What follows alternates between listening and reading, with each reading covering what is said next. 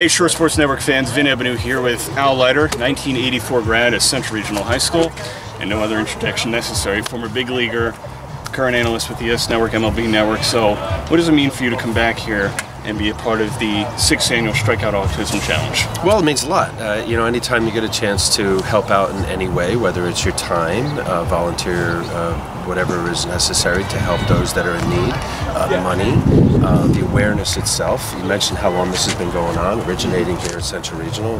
Jerry Frulio and others, started this, and now it's expanded to schools from all around the state that are coming to the shore, respective venues of Monmouth and Ocean County, and they're playing baseball and hopefully raising a lot of money, but more importantly, the awareness of autism. You've been doing a lot of philanthropic things, obviously a couple big awards in the majors, and then stuff for Berkeley, Bayville, the Little League, and obviously here today with the Autism Challenge. What makes you want to come back and give so much to the community and so much to the Autism Challenge? Well, specifically, this is where it started for me. I come from a big family. I have 5 older brothers, a family of 7. We went through the Berkeley system from Pee Wee Little League right through high school. I got a chance to play in the major leagues as a result of baseball, and it's opened me to a lot of other cool opportunities. And because of that, I want to give back. It's a real simple thing. It's like if you can do whatever you can to make a difference, however small, in my neighborhood, my community, my city, my state, keep building it out. It's to do the right thing. And to do the right thing to me is important. I think karma is real. And I think by giving back when you can is a must. Going off that, it's not an option. It's everybody should feel that way. No matter, and it's not about writing checks. It's about this coming out for a variety of causes that we can just dot down the laundry list, and to help others in need. That's it. It's simple. How important is it to never forget your roots, kind of where you came from, no matter how big of a celebrity you get, how big of an athlete you become?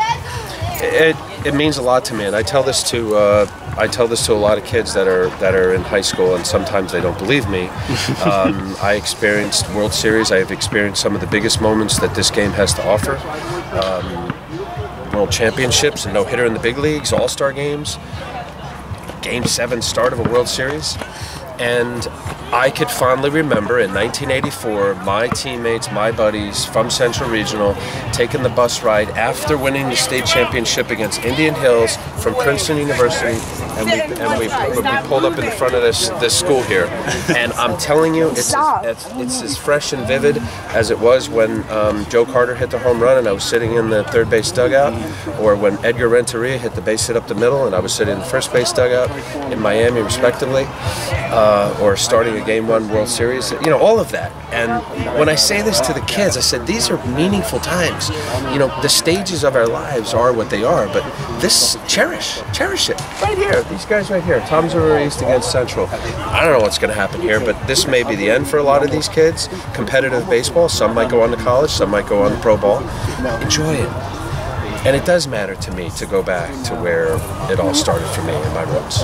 What is some of your advice to some of these ball players who, like you said, may or may not make it to the college level, the pro level, about kind of playing their dream game and trying to move up and not giving up on that dream of theirs to make the major leagues despite maybe what other people are saying? Well, listen. So there's a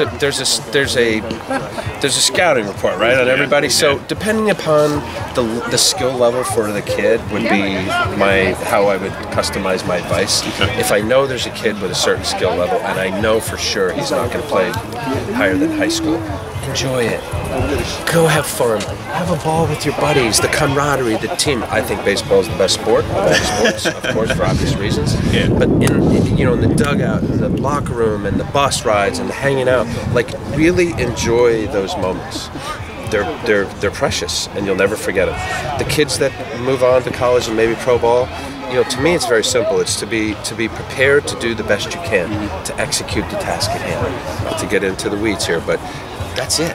What is your preparation as a player to be the best you can? That's all you can do. Whether it's this kid right now, I don't know, he's playing short, or the guy on the mound, number 32 for Tom's River East. It's to be prepared to be the best you can be. Period. And you know what? You go like this. And wherever it rolls, whatever that is, it is what it is. What about two pitchers today on the actual field and executing with the amount of Tommy John injuries or other injuries on the mound? Is there advice you want to give to high schoolers, little kids that are growing up pitching so that they don't end up hurting their arm growing up? I mean, is this a 40-minute show? Is this a 2-hour show? Gee whiz, you talk about a question that could go on for an hour and a half. I like what high school, I like what the associations are doing. Pitch counts do matter. I was a guy that pitched here a 13-inning game against Wall. I struck out 32 guys right behind me. That'll never happen because I'm sure I threw 200 pitches. So pitch counts matter.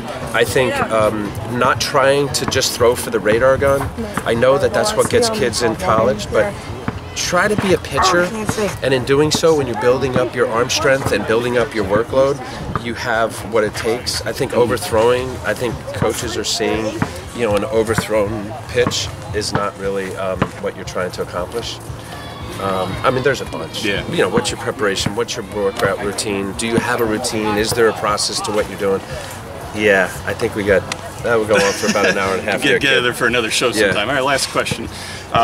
With what you do with the S Network and obviously watching the Yankees on a daily basis, what do you think of their start to the season? Do you think the hype that they had coming in is kind of pressuring them to get going, or do you think that they could be the team that everybody thinks they can be? Yes. Listen, there's something about when you have a level of expectation. This is still a young team.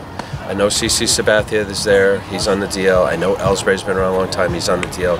Gardner, the active player, who is like the most seasoned guy, if you will. You have a new manager. There's a lot of jockeying here. Stanton coming in. You kind of figured, how's he going to find his way? This is a really talented team. They were one win away from going to the World Series last year, losing to the eventual world champion in the Astros. I think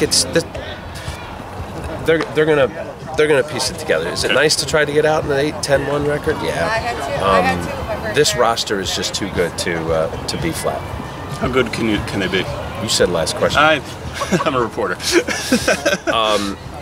Listen, I think with bringing in Stanton and having these guys just another year of experience, in particular with Gary Sanchez and Aaron Judge, they're going to be a better team.